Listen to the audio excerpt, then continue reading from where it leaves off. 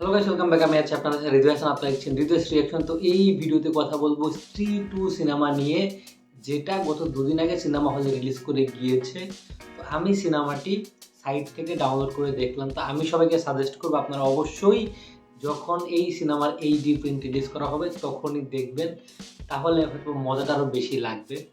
তো কেমন ছিল এই সিনেমাটা, আমি যদি এক কথায় এই সিনেমার রিভিউ দেই, তো এটা একটা এন্টারটেইনিং প্যাকেজ, এইটুকু আমি বলতে পারি। কারণ সিনেমাটা শুরু থেকে শেষ পর্যন্ত আপনি যতক্ষণ দেখবেন আপনি 1 সেকেন্ডের জন্যও বোর ফিল হবেন না।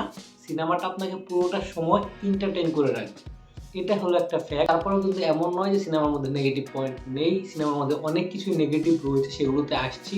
শুরুতে যদি ছোট করে গল্পটা বলি, স্ত্রী 1 যেখানে মানে শেষ হয়েছিল, যেমন স্ত্রী ওই এলাকার ছেলেদেরকে ধরে নিয়ে যেত, তারপর শ্রদ্ধা কাপুর বা রাজকুমার রাওয়ের ক্যারেক্টার স্ত্রীকে হারিয়ে দেয়। তো তার অনেক বছর পরে এখন আরেকজন এসছে, তার নাম হচ্ছে সারকাটা, যার শরীরে মাথা নেই। তো সে আসছে এবং এসে এলাকার মেয়েদেরকে তুলে নিয়ে যাচ্ছে। এবারে কেন সে এলাকার মেয়েদেরকে নিচ্ছে, কোন সকল মেয়েদেরকে নিচ্ছে এবং ওই মেয়েদেরকে নেওয়ার পেছনে আসলে উদ্দেশ্যটা কি, এই নিয়েই গল্পটা এগিয়েছে। এর থেকে বেশি জানতে হলে অবশ্যই আপনাকে সিনেমাটা দেখে নিতে হবে। তবে একটা জিনিস ভালো লাগার বিষয়, যে এখানে যে মেসেজটা দেওয়া হয়েছে, এই গল্পের আন্ডারটোনে কিন্তু একটা মেসেজ রয়েছে, সেটা কিন্তু বেশ ভালো। এবার যদি কথা বলি অভিনয় নিয়ে, তো এখানে আমার সব থেকে যার অভিনয় বেশি ভালো লেগেছে হচ্ছে পাঙ্কাজ ত্রিপাঠী। এক কথায় অসাধারণ, শুরু থেকে শেষ পর্যন্ত তার স্ক্রিন টাইমই সব থেকে বেশি ছিল এবং পুরোটা সময় সে তার অভিনয়ের মাধ্যমে আপনাকে মুগ্ধ করবে। মানে প্রত্যেকটা সেকেন্ড সে যখন ডায়লগগুলো দিচ্ছে, জাস্ট অভিভূত হয়ে যাবে। তারা বাকি যারা রয়েছেন, শ্রদ্ধা কাপুর থেকে শুরু করে রাজকুমার রাও, অভিষেক ব্যানার্জি, প্রত্যেকের অভিনয় ছিল টপ ক্লাস। তাছাড়াও সিনেমায় যে বাকি ডিপার্টমেন্টগুলো ছিল, কোনো ডিপার্টমেন্ট নিয়ে আমার সেরকম কোনো কমপ্লেন নেই। ডিরেকশন খুবই ভালো ছিল, ভিএফএক্স এর কাজ যথেষ্ট ভালো ছিল এবং এই সিনেমা যে লুক অ্যান্ড ফিলটা দেওয়া হয়েছিল সেটাও বেশ ভালো ছিল এবং পুরোটা সময় ইংগেজিং।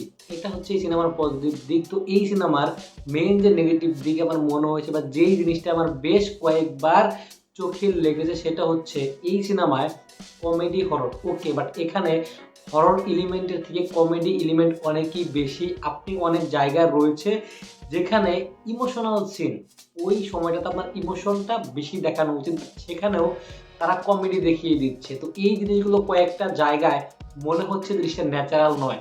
সাপোজ আপনার খুবই কাছের একজন মানুষ হারিয়ে গিয়েছে, তো সেখানে কিন্তু আপনি কমেডি করতে পারেন না, সেটা ওই সময়ে মানে জাস্টিফাইড নয়। তো এরকম অনেকগুলো সিন রয়েছে শুরুর দিকে বা শেষের দিকে, ইমোশনাল সিন, সেখানেও কমেডিগুলো এমনভাবে ঢুকিয়ে দিয়েছে যেটা দেখতে অবশ্যই একটু চোখে লাগবে। তাছাড়া হরর সিনেমার মধ্যে হরর এলিমেন্ট সেরকম নেই, যতটুকু রয়েছে অনেক থাকার পরেও সেই সিনগুলো দেখে কোথাও গিয়ে আপনি খুব বেশি ভয় পাবেন না। তো এই দুটো জিনিস আমার সিনেমার মধ্যে নেগেটিভ মনে হয়েছে, বাট সিনেমাটা পুরোটা সময় খুবই ইংগেজিং, খুবই এন্টারটেইনিং একটা সিনেমা। সিনেমাটা দেখতে আপনার বেশ ভালো লাগবে এবং পুরোটা সময় আপনি এনজয় করবেন। সিনেমাটা কিন্তু বিজনেসও দুর্দান্ত করছে এবং সকলের ভালো লাগছে। তো আমি যদি এই সিনেমাকে রেটিং দেই, আমি দেবো 3.5 আউট অফ 5।